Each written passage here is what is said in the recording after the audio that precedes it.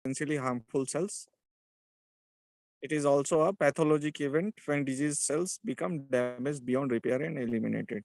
देखिए apoptosis through out बचपन में जैसे ही वूम्ब में लाइफ क्रिएट होती है, एम्ब्रियो बनता है, तब से लेकर के और मरने तक जो है ना, starting from the womb, mother's womb to up to graveyard, जहां तक मरना हो, शमशान तक, या क्या बोलते हैं, जहाँ मुसलमानों को दबल कब्रिस्तान तक, है ना। तो वहां से लेकर के और वहां तक एपोप्टोसिस की क्रिया चलती रहती है। एक फिजियोलॉजिकल प्रोसेस है जिसमें हार्मफुल सेल्स को बॉडी खुद ब खुद एलिमिनेट करती रहती है, जिनका रिपेयर नहीं कर सकती, और जो अनवांटेड सेल्स हैं या सेल डेब्रिस है उसको बॉडी निकाल देती है। अब एपोप्टोसिस इन कुछ फिजियोलॉजिकल सिचुएशंस हैं जिसमें, मतलब नॉर्मल सिचुएशंस है, वो बीमारी नहीं है, उनमें कैसे एपोप्टोसिस होती है उसको आप देखिए। पहली बात तो दिया है embryogenesis during development for removal of excess cells during, जब बच्चा भ्रूण में होता है, माँ के पेट में होता है, यूट्रस के अंदर होता है, तो उस समय में एम्ब्रोजेनेसिस होती है, तो उसमें बहुत सारे ऐसे सेल्स बनते हैं। जैसे आप फिगर में देखिए, एक मेंढक प्रकार की आकृति बनी है, उंगलियों की क्लबिंग कैसे ठीक हो रही है, तो इसी तरीके से एम्ब्रोजेनेसिस होती है, तो वहां हमारी एपोप्टोसिस सबसे ज्यादा होती है। ठीक है।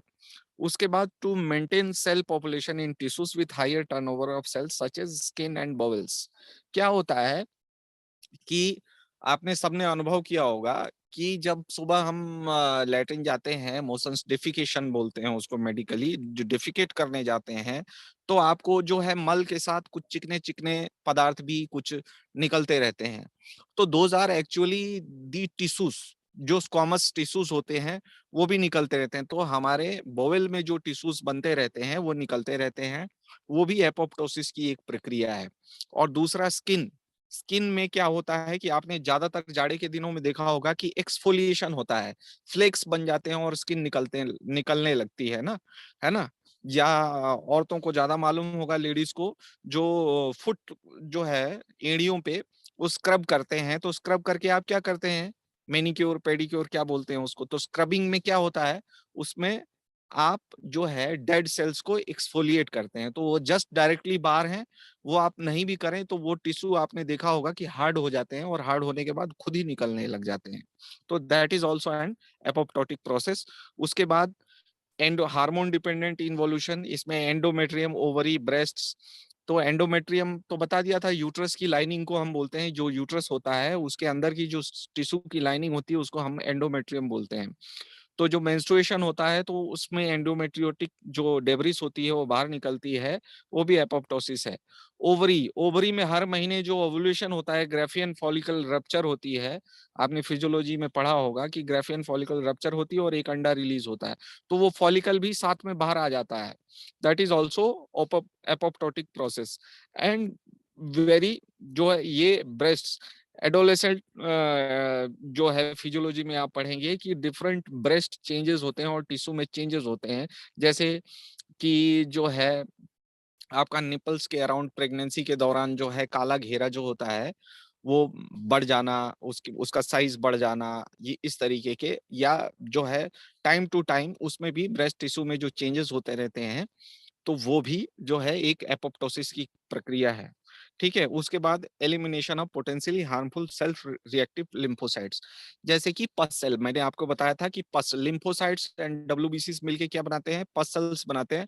और किसी भी वुंड में, एब्सेस में पस का निकलना, वो जो है एपोप्टोटिक प्रोसेस ही होता है। ठीक है। ये कुछ 4-5 कंडीशंस मोटा मोटी आपके जानने के लिए हैं। इसके अलावा भी बहुत सारी एपोप्टोसिस होती रहती है बॉडी में डिफरेंट पार्ट्स में। जैसे हमारे नाक में जो है बनता रहता है, जो बाहर की डस्ट है वो भी जमती रहती है, और जो कफ निकलता है, जो थिक मटेरियल निकलता है, that is also an apoptosis. कान में जो सीबम निकलता है वो भी एपोप्टोसिस की प्रक्रियाएं हैं। ठीक है। तो बहुत सारी प्रक्रियाएं हैं, मोटा मोटी कुछ आपको हाईलाइट, जैसे आपको एपोप्टोसिस समझ में आए इसलिए ये स्लाइड में दिया गया है। अब हम यहाँ तक क्लियर है ना, अब मैं आगे बढ़ता हूँ, क्योंकि आपका कोर्स भी खत्म कराना है, ये भी दबाव है, तो थोड़ा जल्दी जल्दी कर देते हैं। एम आई ऑडिबल, आवाज तो आ रही है ना, ऐसा तो नहीं कि मैं ऐसे ही बोले जा रहा हूँ? Yes, sir, it's audible. Okay.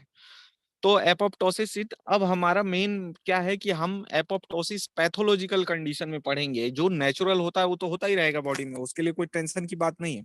But apoptosis in pathologic situations, तो क्या होता है, to remove damage cells by virus. जब बॉडी में बैक्टीरिया या वायरेमिया बहुत ज्यादा होती है, वायरस जब लोड बढ़ जाता है, वायरस ज्यादा हो जाता है, उसको बोलते हैं वायरेमिया। और अगर बैक्टीरिया इन्फेक्शन हो जाता है उसको बोलते हैं बैक्टीरियमिया। तो ये जिन सेल्स को इन्वेड करते हैं और जो सेल्स डैमेज हो जाते हैं, वो सेल्स भी तो बाहर निकलेंगे। तो उन सेल्स को बाहर निकालने के लिए अल्टीमेटली कहाँ जाते हैं, वो ब्लड में होते हैं। वायरेमिया और बैक्टीरिया, ब्लड कहाँ जाता है, हर टिश्यू में जाता है।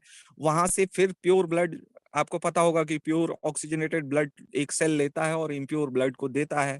तो कैपिलरीज द्वारा वेन में फिर से वो जाता है, और जाने के बाद अल्टीमेटली किडनीज के पास आता है, लीवर, किडनीज, इनसे होते हुए फिर वो बाहर को निकल जाता है। तो ये फिजियोलॉजिकल नहीं है, ये चूंकि एक वायरस जो कि इन्फेक्शन है, वायरल इन्फेक्शन या बैक्टीरियल इन्फेक्शन, तो ये जो सिचुएशन क्रिएट होती है, जैसे हम यूरिन का एग्जाम कराते हैं और यूरिन में पस सेल्स मिलते हैं।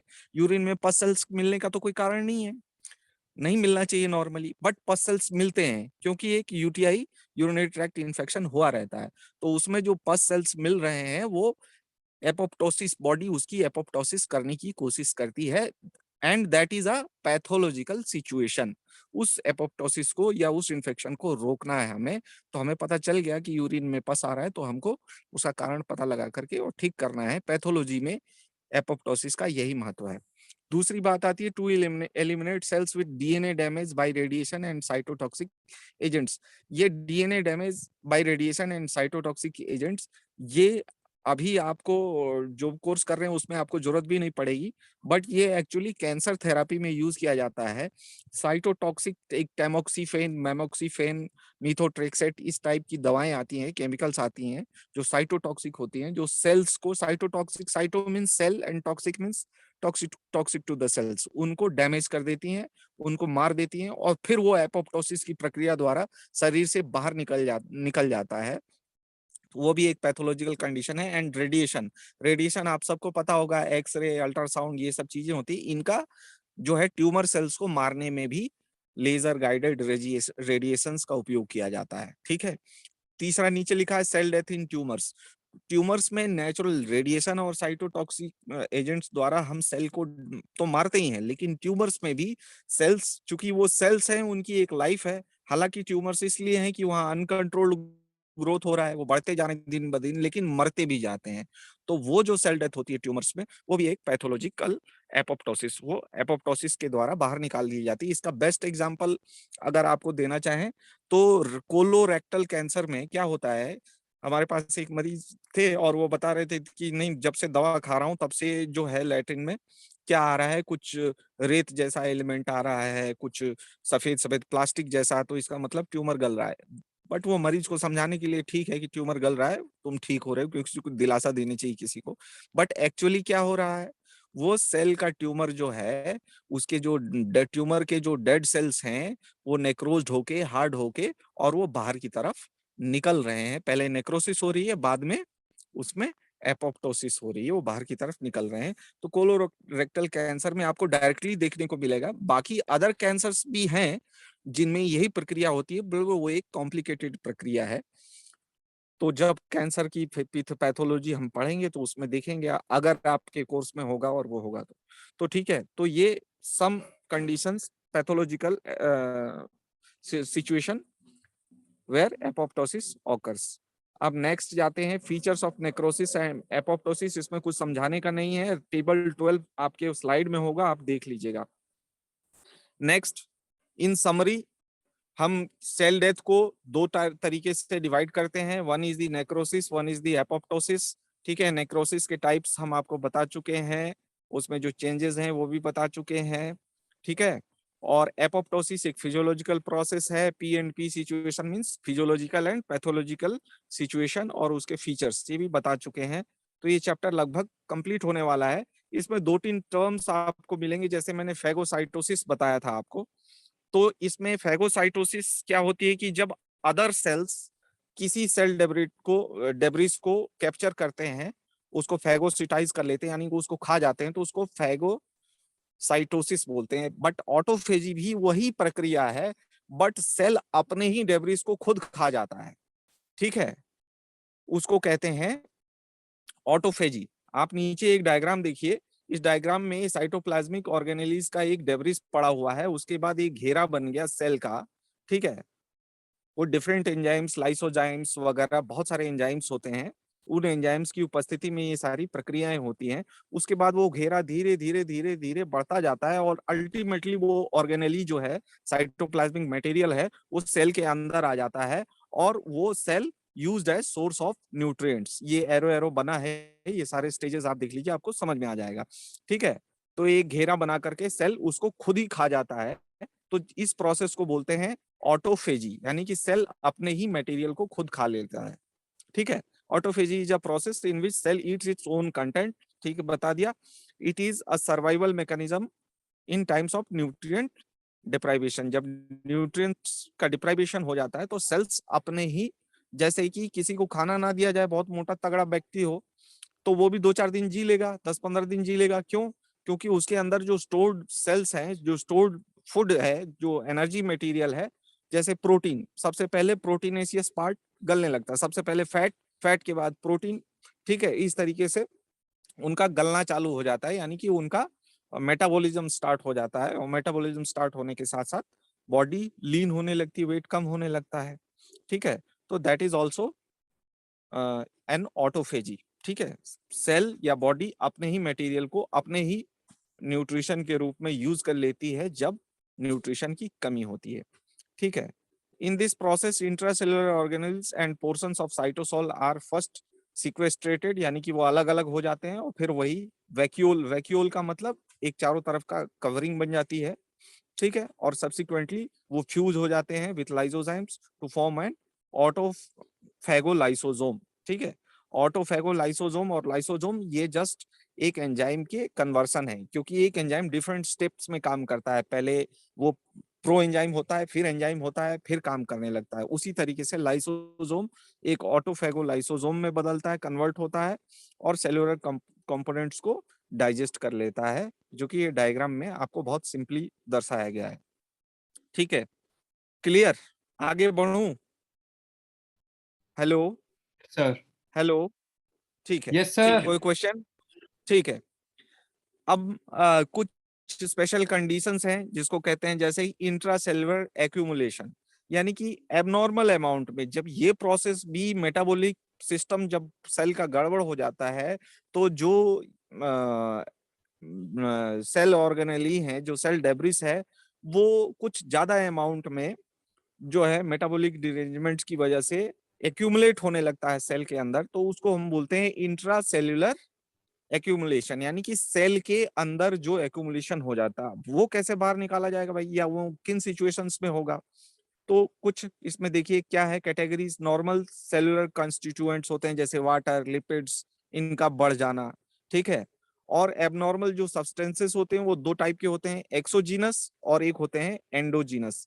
एक्सोजीनस यानी कि जो सेल के नेचुरल कंटेंट नहीं होते हैं, बट वो बाहर से आते हो, एक्सोजीनस होते हैं, जो ट्रांसपोर्ट ब्लड द्वारा अदर साइड से ला करके सेल में डिपॉजिट कर दिए जाते हैं, जैसे कि वेरियस इन्फेक्शंस में, या मिनरल्स हैं, ठीक है। एक टर्म आता है हाइपर विटामिनोसिस, विटामिन भी कोई बहुत ज्यादा मात्रा में खाए तो वो क्या होते हैं, वो विटामिन जाते हैं, बट सेल में, that's why they are called exogenous, ठीक है, वो एक्यूमुलेट होने लगते हैं।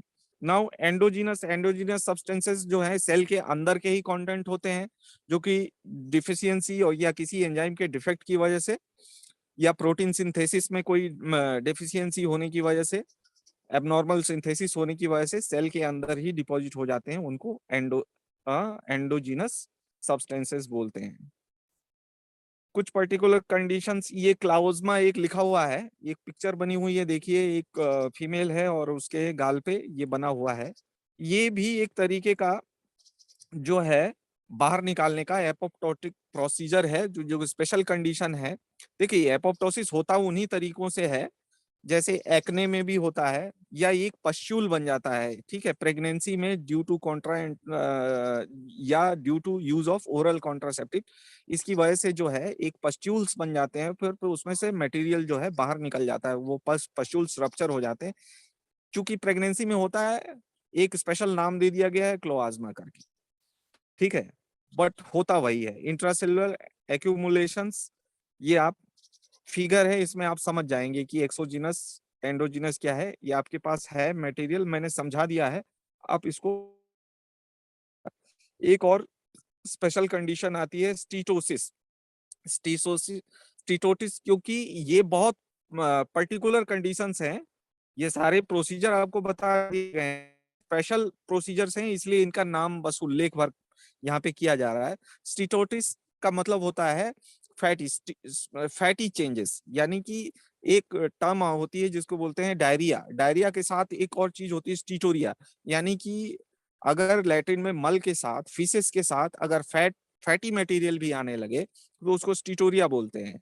और स्टीटोसिस सबसे ज्यादा कहाँ होती है, तो वो लीवर सेल्स में होती है, ठीक है। लीवर्स में फैटी लीवर आपने नाम सुना होगा, ड्यू टू अल्कोहल कंजम्पशन या वेरियस जो है हेपाटोटॉक्सिक एक्टिविटीज, उसकी वजह से एक्यूमुलेशन होने लगता है लीवर सेल्स के अंदर फैट का, और उसी को कहते हैं हम steatosis, accumulation of triglyceride. Triglyceride क्या होते हैं, नथिंग बट अ फैट। एक फैट का जो है यूनिट होता है, जैसे प्रोटीन का यूनिट होता है एमिनो एसिड्स, लास्ट प्रोडक्ट, उसी तरीके से फैट का लास्ट प्रोडक्ट होता है ट्राइग्लिस। जैसे हम घी खाते हैं, घी फैट है, लेकिन घी बॉडी में घी के रूप में ही एक्यूमुलेट नहीं होगा, उसका ब्रेकडाउन होगा, ब्रेकडाउन होके वो ट्राइग्लिसराइड और कोलेस्ट्रॉल्स में बदल जाएगा। उसमें हाई डेंसिटी जो है कोलेस्ट्रॉल होंगे, लो डेंसिटी कोलेस्ट्रॉल होंगे, लिपोप्रोटीन्स उनको क्या बोलते हैं, high density lipoprotein and low density lipoproteins, very low density lipoproteins, saturated, unsaturated को। तो आप ये समझिए कि ये फैटी मटेरियल जो है पेरेनकाइमल सेल्स, यानी कि पेरेनकाइमा, कोई भी ऑर्गन के अंदर का जो सेल्स होता है उसको पेरेनकाइमल सेल बोलते हैं, ठीक है। Parenchyma of liver, parenchyma of kidney, इसका मतलब किडनी के मुख्य जो सेल्स हैं उनको बोलते हैं, या लीवर को। तो किसी भी ऑर्गन के अंदर के सेल्स के नाम को पेरेनकाइमा बोलते हैं। पेरेनकाइमा ऑफ ब्रेन, यानी कि ब्रेन के अंदर के टिश्यूज, ठीक है। तो ये स्टीटोसिस में फैटी लीवर चेंजेस, यानी कि सिरोसिस वगैरह में ये आपको देखने मिलेंगे। ऑर्गन्स इन्वॉल्व्ड एंड कॉजेस, ये आपको ऑलरेडी मैंने बता दिया है। Fatty change is often seen in liver because it is the major organ involved in fat metabolism, but also in heart, muscles और किडनी। इन सब जगह पे ये फैट का एक्यूमुलेशन होता है, जिसको स्टीटोसिस कहते हैं।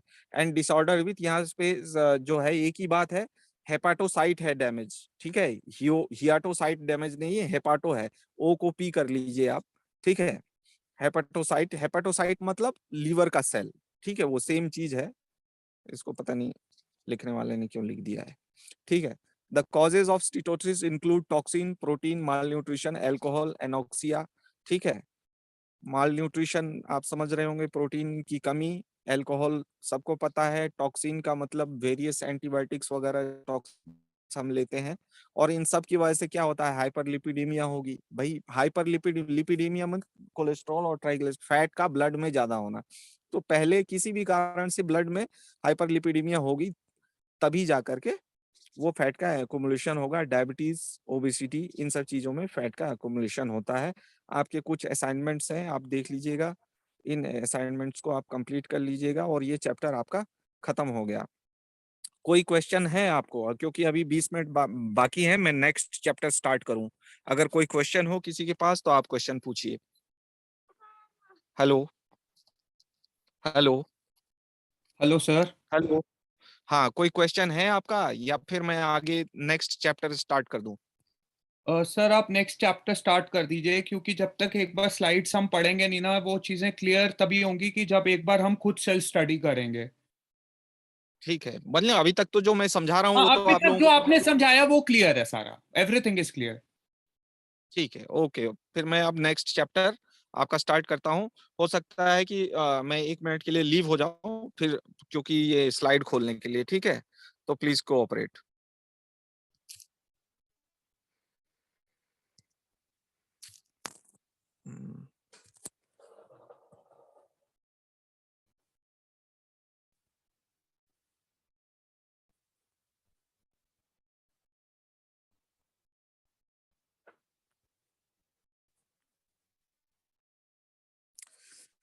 चलिए, आवाज आ रही है? ठीक है, अब हम नेक्स्ट चैप्टर, कोई बता दीजिए, आवाज आ रही है ना? Yes sir. Hello. Yes, sir, you are ठीक है, audible. Okay okay. So next we are going to start wound healing. ये बहुत, देखिए, जो अभी तक आपने नेक्रोसिस और एपोप्टोसिस पढ़ा, उसके बाद वुंड हीलिंग, उसके बाद इन्फ्लामेशन, ये 4-5 चैप्टर्स जो हैं आप समझ लेंगे, पूरी पैथोलॉजी आपको समझ में आ जाएगी। तो it is a very important chapter, इसको आप बड़े ध्यान से सुनिएगा, ठीक है, और समझिएगा। यहाँ पे लर्निंग आपके ऑब्जेक्टिव्स क्या हैं, वुंड क्या है, क्लासिफिकेशन ऑफ वुंड हम बताएंगे, वुंड हीलिंग कैसे होती है ये बताएंगे, वुंड हीलिंग उसके क्लासिफिकेशन, फेजेस, स्टेजेस, हीलिंग, कुछ पर्टिकुलर टिश्यू में हीलिंग कैसे होती है, पर्टिकुलर कंडीशंस वो भी बताएंगे, फैक्टर्स अफेक्टिंग वुंड हीलिंग ये भी बताएंगे, and management and complication of wound, कि वुंड को कैसे मैनेज किया जाए, एंड कॉम्प्लिकेशन ऑफ वुंड, ठीक है। अब वुंड क्या है? वुंड को एक साधारण भाषा में हम कहें तो घाव, ठीक है। तो व्हाट इज वुंड? कोई बता सकते हैं आप लोग कि घाव किसे कहेंगे या वुंड किसे कहेंगे, अब मेडिकली नहीं बता सकते? तो एक लाइन में आप समझ लीजिए कि any discontinuation is in any tissue is called a wound, यानी कि कोई भी एक सरफेस है, जैसे कि एक रोड चल रही है ना, रोड, और रोड में गड्ढा होना वुंड है, ठीक है। यानी कि एक टिश्यू है, एक सरफेस है, और उसके अंदर कोई ब्रेकडाउन हो गया, लीनियर ब्रेकडाउन, ठीक है। तो that is any discontinuation in the continuity of the tissue is called a wound, ठीक है। इन द इंटीग्रेट, अब ये स्किन में हो रहा है तो हम स्किन के ऊपर वुंड कहेंगे, टिश्यू जिस टिश्यू में हो रहा है उस टिश्यू का वुंड कहेंगे। So wound is a break in the integrity of skin और tissue, often which may be associated with disruption of structure and function. उसकी वजह से, क्या फ्रैक्चर एक वुंड है? अगर पूछा जाए, yes, fracture is also wound, क्योंकि बोन के टिश्यू में डिसकंटिन्यू होती है, बोन का फ्रैक्चर हो जाता है, that is also a wound, and that may lead to disruption in the structure of that tissue और फंक्शन ऑफ दैट। अगर किसी की हड्डी टूट जाए तो वो चल तो पाएगा नहीं, पैरों की हड्डी, हाथ की नहीं, हाथ की हड्डी टूटेगी तो चलेगा। तो wound is an injury to the body that is usually associated with damage to underlying tissues। एक ही बातें घुमा घुमा के लिखी हैं, एक लाइन में आप समझ लीजिए कि any discontinuation in the tissue is called wound। Common causes are violence, accident, surgery, typically involves laceration and breaking of membrane as skin। Common condition violence, accident, चोट लगने से, एक्सीडेंट होने से, और सर्जिकली भी वुंड क्रिएट किए जाते हैं। अगर किसी का ऑपरेशन करना है तो आप काटेंगे, जो इंसिजन लगाएंगे, that is also a wound, ठीक है। तो वुंड की परिभाषा ये हो गई। अब रैंक एंड वेकफील्ड नाम के जो वैज्ञानिक थे, उन्होंने जो है 2 टाइप के वुंड बताए हैं, TIDY, TID primary intention, incised caused by sharp object, tidy, ठीक है, और एंड अनटाइडी, ठीक है। अब इसमें टाइडी वुंड क्या होता है?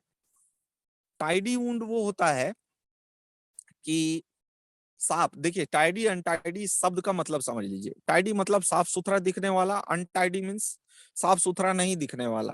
जैसे बर्न, बर्न भी एक वुंड है, बर्न किसी को जला दिया जाए वो भी एक वुंड है, बट वो साफ सुथरा नहीं दिखता, तो दैट इज जो है अनटाइडी वुंड, ठीक है। और टाइडी वुंड मतलब साफ सुथरा, इंसाइज, अगर ब्लेड से काट दिया जाए, ठीक है ना, ब्लेड से अगर एक चीरा लगा दें या स्कैल्पल से, तो वो बिल्कुल साफ सुथरा एक लकीर जैसी दिखती है बहुत, तो उसको बोलते हैं टाइडी वुंड, वो इंसीजन, इंसाइज्ड वुंड, ठीक है, caused by a sharp object. आपने वो टीवी फिल्मों में देखा होगा ना, कि जो है क्या बोलते हैं, मैं तुम्हारे लिए जान दे दूंगा, और ब्लेड से वो हाथ काट देना, तो दैट इज अ, ब्लेड से काट देते हैं, नसें काट देना, तो that is a tidy wound, वो साफ सुथरा एक लकीर जैसी दिखेगी। अनटाइडी वुंड, चोट लगने, रगड़ जाना, ठीक है, रोड पे अगर गिर जाते हैं स्कूटी से तो क्या होता है, छिल जाता है, अनटाइडी दिखता है। उनके भी अलग अलग क्या नाम होंगे वो हम आपको बताएंगे। बेसिकली टाइडी अनटाइडी वुंड आप ये समझ लीजिए। ये क्या, अब ये पिक्चर्स देखिए आप, इसमें टाइडी और अनटाइडी वुंड समझ में आ रहा है ना आपको? इज इट क्लियर जो मैंने बताया? एक उंगली कटी हुई है और एक हाथ का पूरा सत्यानाश हो रखा है, ठीक है, that is tidy and untidy wound. और मेन क्लासिफिकेशन वुंड का हम यहाँ पढ़ेंगे, जो साइंटिफिक क्लासिफिकेशन है। तो वुंड जो है दो टाइप का होता है, एक होता है क्लोज्ड वुंड और एक होता है ओपन वुंड। ठीक है, क्लोज्ड वुंड वो होता है जिसमें उसके सरफेस क्लोज रहते हैं, खुला नहीं दिखता है। एंड ओपन वुंड में जैसे इंसिजन, जैसे आपने ये देखा, this is an open wound, this is an open wound. लेकिन अगर किसी को फ्रैक्चर हो जाए तो स्किन ऊपर से तो बिल्कुल बढ़िया दिख रही है, लेकिन अंदर वुंड है। ठीक है उस वहां पे खून जम गया, हेमाटोमा हो गया। ठीक है, तो खून का जम जाना, एक ट्यूमर का आकार ले लेना, उसको हेमाटोमा बोलते हैं। ठीक है, तो क्लोज्ड वुंड में क्या क्या होते हैं, कंट्यूजन और ब्रूजिंग एंड एब्रेशन होता है। ठीक है, ब्रूजिंग या कंट्यूजन का मतलब क्या होता है, छिल जाना, जैसे कि स्कूटी से जा रहे हैं, रगड़ जाना, छिल जाना, उसको बोलते हैं। और वहां से जो है ब्लड का ऊजिंग ऊजिंग होना, उसको बोलते हैं क्लोज्ड वुंड। मतलब उसका कोई ओपनिंग नहीं दिख रही है आपको वुंड की। ठीक है, एब्रेजन भी उसी प्रकार का वुंड है। ठीक है, वहां भी ओपनिंग नहीं दिखती है। ये तो आपको जो है गूगल में एक फोटो देख लीजिएगा एब्रेजन का और कंट्यूजन का, तो आपको देख करके समझ में आ जाएगा, क्योंकि उसकी ओपनिंग नहीं दिखती है, इसीलिए उसको क्लोज्ड वुंड कहते हैं। ओपन वुंड में, और हेमाटोमा भी बता दिया, फ्रैक्चर के अंदर का जो हेमाटोमा बन जाना, वो भी एक या किसी के सर में चोट लग जाती है, वहां खून जम जाता है, खून का थक्का जम जाता है, वो भी एक क्लोज्ड वुंड है। ओपन वुंड हमारे लिए इंपॉर्टेंट है। ओपन वुंड में इंसाइज्ड वुंड होता है, जो हम इंसाइज्ड वुंड अक्सर मेडिकली, सर्जिकली, मतलब डॉक्टर्स के द्वारा किया जाता है। इसी का एक दूसरा नाम है स्टैब इंजरी, यानी कि चाकू गोद लेना। वो भी एक प्रकार का इंसिजन ही है, इंसाइज्ड, लेकिन उसको हम चूंकि वो अनसाइंटिफिक तरीके से गोदा जाता है किसी को मारने के लिए, तो उसको स्टैब इंजरी बोलते हैं। एंड लेसरेशन, लेसरेशन आपको ये दिख रहा है, दिस इज लेसरेशन। ठीक है, यानी कि आपको दोनों वुंड के जो स्किन की कंटिन्यू हुई, तो दोनों सरफेसेस को मिलाना भारी पड़ जाए। अब इसको कोई भी डॉक्टर अगर ये अनटाइडी जो आप देख रहे हैं, है ना, तो ये इनके सरफेसेस को मिलाना आसान नहीं है, ये लेसरेशन है, छिन्न भिन्न जिसको कहेंगे हिंदी में, छिन्न भिन्न हो जाना। ठीक है, एंड पेनिट्रेटिंग, पेनिट्रेटिंग का मतलब पेनिट्रेट करना, निडल से जब हम पेनिट्रेट करते हैं किसी को इंजेक्शन लगाने के लिए, तो वो भी एक वुंड है। ठीक है, वहां भी तो एक घाव पैदा होता है ना, एक बूंद खून का आ जाता है। एंड क्रस्ट या कंट्यूज्ड वुंड, क्रस्ट वुंड का मतलब होता है, या कंट्यूज्ड वुंड का मतलब होता है, कंट्यूजन का मतलब कि किसी को, अगर आपने जो है देखा होगा कि एक थप्पड़ मारा और नीला पड़ गया, तो क्या है कि वहां की कैपिलरीज रप्चर हो गई हैं। कंट्यूजन, कैपिलरीज रप्चर हो जाए और वो कंट्यूज उसको बोलेंगे। ठीक है, नीला पड़ जाता है, क्रस हो जाता है, वहां वहां का टिश्यू जो है क्रस हो गया है, और बाहर ओपनिंग भी दिखाई देगी। ठीक है, उसको कंट्यूज्ड वुंड बोलेंगे। ठीक है, ये एक क्लोज्ड वुंड है। ठीक है, contusion, incision, laceration, penetration and contusion, ये जो है ये साइंटिफिक परिभाषाएं हैं। टाइडी, अनटाइडी, ओपन, क्लोज्ड, ये आम लोग बोलते हैं। बट साइंटिफिकली एक डॉक्टर जब मेडिकल सर्टिफिकेट लिखता है, तो लिखता है इंसाइज्ड वुंड। जब एमएलसी होती है ना, मेडिको लीगल सर्टिफिकेट बनाते हैं, तो incised wound, lacerated wound, penetrating wound, stab injury, contused. ठीक है, CLW, कंट्यूज्ड, लेसरेटेड, कंट्यूजन भी है और लेसरेशन भी है। अब इसमें कई तरीके के आते हैं, वो समझेंगे हम एक एक करके। ठीक है, तो contusion is the minor soft injury without break in skin and there is discolouration of the skin. मैंने बताया ना, थप्पड़ मार देना किसी को जोर से, या बेलन से मार खाना, अक्सर पति लोग बेलन से मार खा जाते हैं, आपने देखा होगा।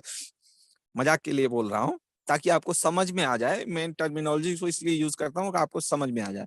तो जैसे बेलन से या किसी डंडे से, लाठी से मार दिया किसी को, तो वो स्किन में रप्चर नहीं हुआ है।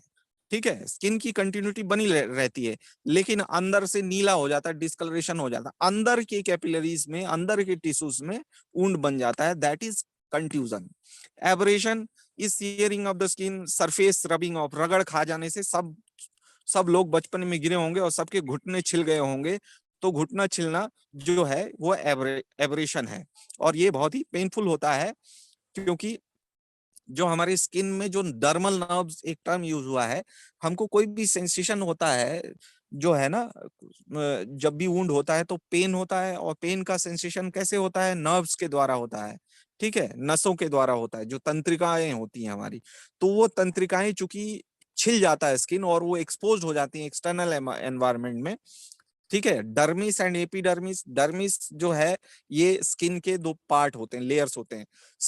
स्किन की अपर लेयर को एपिडर्मिस कहते हैं, और स्किन की लोअर लेयर को, उसके नीचे की लेयर को डर्मिस कहते हैं। और ये नर्व्स जो होती हैं ये दूसरी लेयर में डर्मिस में होती है। देखो ऊपर वाले ने कितना प्रोटेक्टिव मैकेनिज्म बताया बनाया हुआ है, लेकिन हम लोग मानते नहीं है, रोड एक्सीडेंट हो जाते हैं तो उसको कहते हैं एब्रेशन, छिल जाना। कंट्यूजन मतलब थप्पड़ मार देना, लाठी मार देना उस साइड। हेमाटोमा, हेमाटोमा भी एक कंट्यूज्ड वुंड का ही पार्ट है, वो प्रोसेस कंट्यूजन का ही होता है कि कोई इंजरी हुई और उसमें एक ब्लड का थक्का बन गया, ठीक है। सबक्यूटेनियस, वो क्यूटेनियस मतलब अगेन स्किन, क्यूटेनिया बोलते हैं स्किन को। तो सब means under, under the skin, या इंट्रामस्कुलर या मसल के अंदर, या सब फेशियल। फेसिया एक अलग चीज है, वो आप एनाटॉमी में आप पढ़ेंगे, एनाटॉमी पढ़ाने वाले।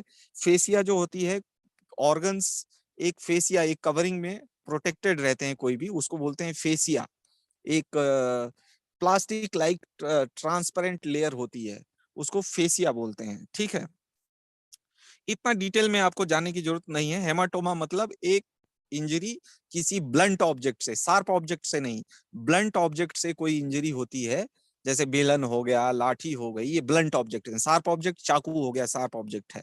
तो शार्प ऑब्जेक्ट से तो जो है कट ही जाएगा, है ना, तो खून बाहर निकल आएगा। लेकिन या रोड पे हम गिर गए, एक्सीडेंट हो गया और सर में चोट लग गई, सर कहीं से फटा नहीं है, लेकिन डॉक्टर बोलता है नहीं इनका सीटी स्कैन करा के ले आओ, आदमी की आवाज बंद हो गई, बोल नहीं रहा है, देख नहीं रहा है, या कोमा में चला गया, और आपको देखने में लग रहा है कि ये तो, इसको तो कोई इंजरी है ही नहीं। तो अंदर चोट लगने की वजह से जो वेसल्स का रप्चर होता है, ब्लड वेसल्स का, और ब्लड का कलेक्शन होता है, उसको हेमाटोमा बोलते हैं।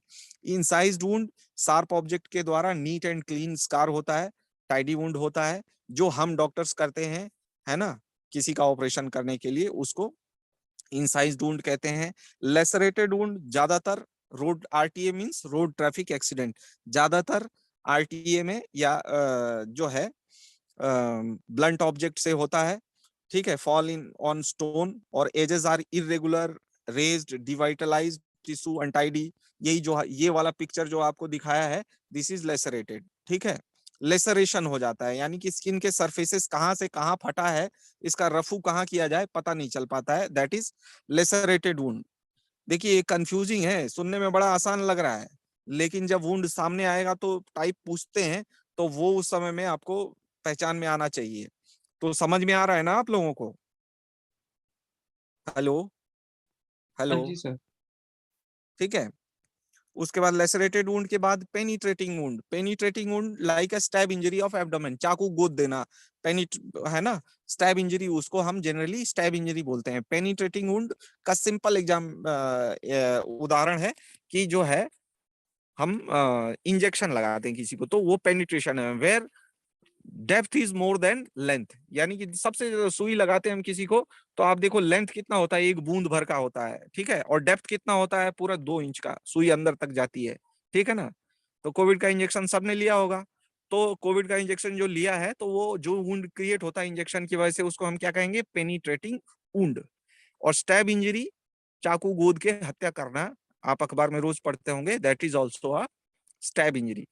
क्रस्ट वुंड, ये एक तरीके का लेसरेटेड, और जो है क्या बोलते हैं, एब्रेजन, इन दोनों का मिला जुला रूप है, ये कोई अलग टाइप नहीं है, ठीक है।